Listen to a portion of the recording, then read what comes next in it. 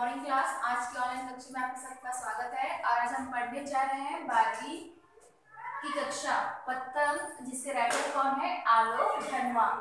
जन्म से ही वे अपने साथ लाते हैं कपास। तो यहाँ पे कपास का अर्थ है मनोभाव, है ना।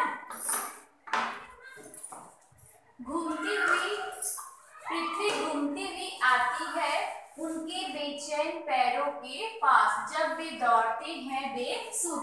बेसुध किसके लिए प्रयोग करते हैं शब्द को? जिसको कोई होश नहीं रहता। तो बच्चों में क्वालिटी ये है ना, वे बेसुध होकर कार्य करते हैं। छतों को भी नरम बनाते हुए, दिशाओं को मृदंग की तरह बजाते हुए। तो मृदंग का अर्थ होता है यहाँ पे ढोल या वाद्य यंत्र जिससे आवाज पैदा हो।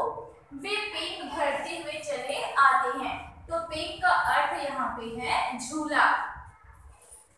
डाल की तरह लचीले वेग से अक्सर छतों के खतरनाक किनारों तक उस समय गिरने से बचाता है उन्हें सिर्फ उनके ही रोमांचित शरीर का संगीत। पतंगों की धड़कती ऊंचाइयां उन्हें थाम लेती है महज एक धागे के सहारे। पतंगों के साथ वे भी उड़ रहे हैं अपने रंध्रों के सहारे। रंध्र का अर्थ होता है छिद्र।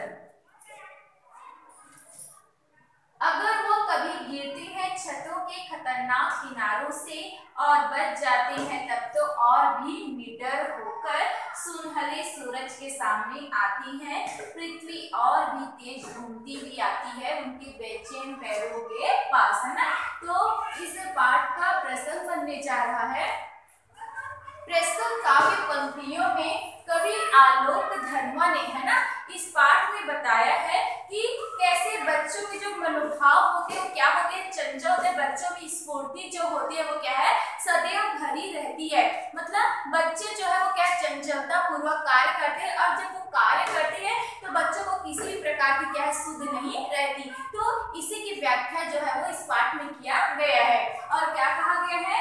जन्म से ही वे अपने साथ लाते हैं कपास, है ना। इसको समझना, जन्म से ही वे अपने साथ लाते हैं कपास। कवि कहते हैं कि बच्चे, है ना, जन्म से ही अपने साथ क्या है कपास जैसी कोमल भावनाएं लेकर आते हैं। कपास देखिए कॉटन रुई, है ना, कैसे एकदम कोमल। उसको जिस एंगल से बोलो क्या वो मुड़ जाता है, जिधर भी घुमाओ घूम जाएगा, है ना, कपास। तो बच्चे भी क्या है जन्म से ही कोमल भावनाएं अपने साथ लेकर आते हैं।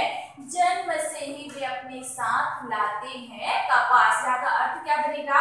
कवि कहते हैं कि बच्चे जन्म से ही अपने साथ कपास जैसी कोमल भावनाएं, स्वच्छ भावनाएं लेकर आते हैं। पृथ्वी घूमती हुई आती है उनके बेचैन पैरों के पास। जब वे दौड़ते हैं बेसुध, है ना। आप लोगों ने क्या बच्चे की क्वालिटी, छोटे बच्चे 3 साल 4 साल के बच्चे होते हैं उसको देखे होंगे। बच्चे क्या है इधर से उधर हमेशा क्या दौड़ लगाते हैं। उसको किसी भी बात का कोई होश नहीं, तब बेसुध होते हैं बच्चे। तो उसी के लिए है पृथ्वी घूमती हुई आती है उनके बेचैन पैरों के पास जब वे दौड़ते हैं बेसुध। कवि इसके माध्यम से क्या करता है? जब बच्चे, है ना, छत पर या घरों में बेसुध होकर दौड़ते हैं तो ऐसा लगता है कि पृथ्वी ही क्या है घूम रही है। क्लियर है? जब बच्चे क्या है आसपास छतों में घर में क्या है एकदम बेसुध होकर इधर से उधर दौड़ लगाते हैं। बच्चे को देखो उसे आती हुई वो दौड़ते भागते रहते हैं ना। तो जब बच्चे ऐसा कार्य करते दौड़ते रहते हैं तो ऐसा लगता है मानो पूरी पृथ्वी ही क्या है घूम रही हो। बहुत ही क्लियर ये। छतों को भी नरम बनाते हुए, दिशाओं को मृदंग की तरह बजाते हुए, है ना। और जब बच्चे कठोर सतह जैसे छत पर दौड़ लगाते हैं, है ना, तो क्या है वो छत को भी क्या है नरम बना देते हैं, मुलायम बना देते हैं। या क्या अर्थ बन रहा है इसका? छतों को भी नरम बनाते हुए। तो इसका अर्थ क्या होगा? जब बच्चे पत्थर, कठोर सतह जैसे छत पर दौड़ लगाते हैं, है ना, तो उसके दौड़ने की आवाज से क्या है ऐसा प्रतीत होता है कि छत भी क्या है उसके लिए मुलायम बन गई हो। मतलब बच्चों को किसी भी प्रकार का कोई सुध नहीं रहता। दिशाओं को मृदंग की तरह बजाते हुए, है ना। और जब बच्चे दौड़ते इधर उधर दिशा में दौड़ते, इधर उधर मतलब दिशा में दौड़ते हैं ना, तो घर कैसे बनता, छत कैसे बनता है, एकदम मृदंग की तरह जो है वो बजने लगता है। वे पेंग भरते हुए चले आते हैं डाल की तरह लचीले वेग से अक्सर, है ना। जब बच्चे क्या है इधर उधर दौड़ते, केवल इसी बात को बताया गया है, जब बच्चे क्या है बेसुध होकर इधर उधर दौड़ते हैं, है ना, तो वो स्थिति जो कैसी होती है, झूले के समान होती है। क्यों? क्योंकि बच्चे का जो शरीर कैसा होता है, लचीला होता है। किस प्रकार, ठीक पेड़ की डाली ले लो, है ना, पेड़ की जो डाली होती है वो अपने लचीलेपन के गुण के कारण जब हवा का वेग आता है तो डाली कैसे होती है, इधर उधर क्या है लहराती रहती है। तो ठीक इसी प्रकार कैसा होता है, बच्चों का शरीर होता है। बच्चों का शरीर कैसा होता है, लचीला होता है। और लचीले होने के कारण, है ना, जब वो इधर उधर दौड़ते हैं भागते हैं तो उसकी तुलना जो है वो पेंग से की गई है ना। वे पेंग भरते हुए चले आते हैं डाल की तरह लचीले वेग से अक्सर, है ना। और जब बच्चे दौड़ते भागते हैं तो उसकी कंपेयर तुलना जो है वो कवि ने किससे की है, डाल से की है ना। क्योंकि डाल भी अपने लचीलेपन के कारण क्या है, जब वायु का वेग आता है तो क्या हिलता है, इधर उधर ऊपर नीचे होता है। तो सेम इसी प्रकार की स्थिति किसके साथ है, बच्चे के साथ है ना। और बच्चे के दौड़ने भागने की स्थिति को कवि ने क्या है, पेंग बताया है।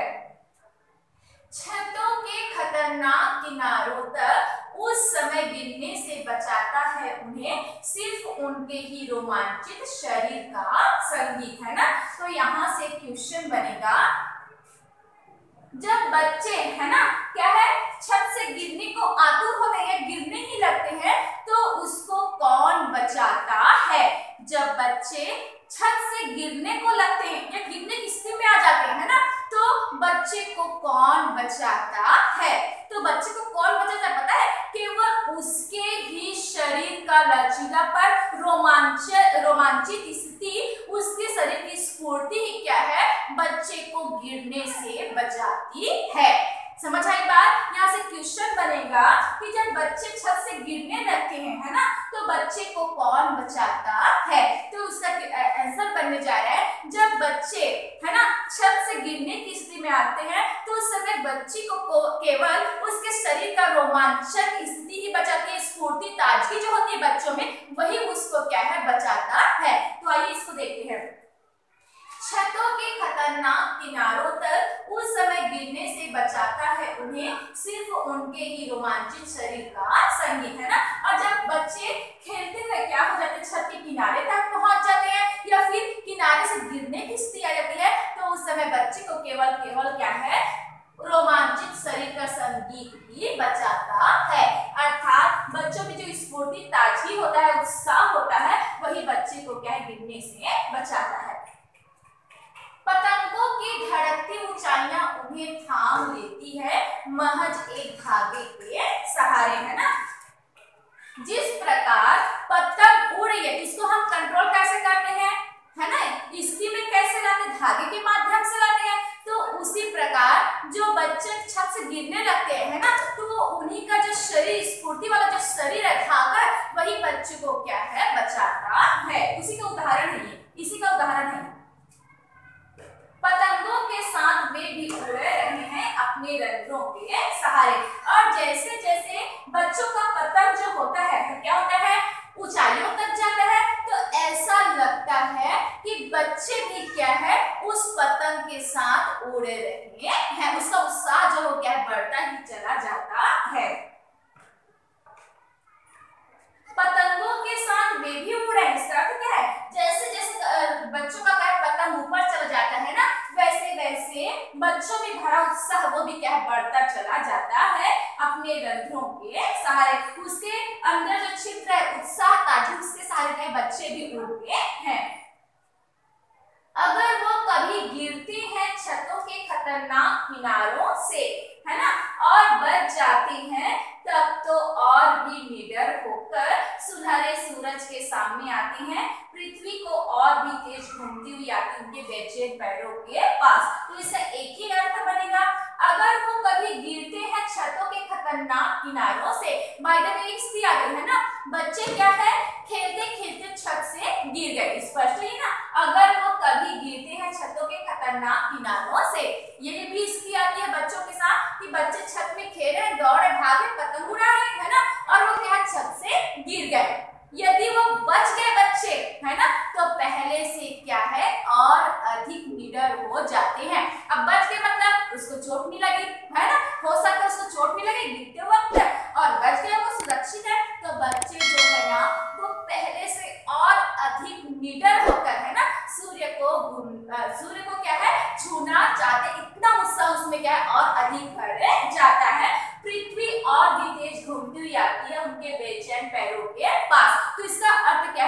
बच्चों में क्या और अधिक उत्साह जो है वो क्या है भर जाता है, पहले से अधिक निडर हो जाते हैं और ऐसा लगता है कि पृथ्वी जो है वो क्या है घूमती भागती उन्हीं के पास आ रही है।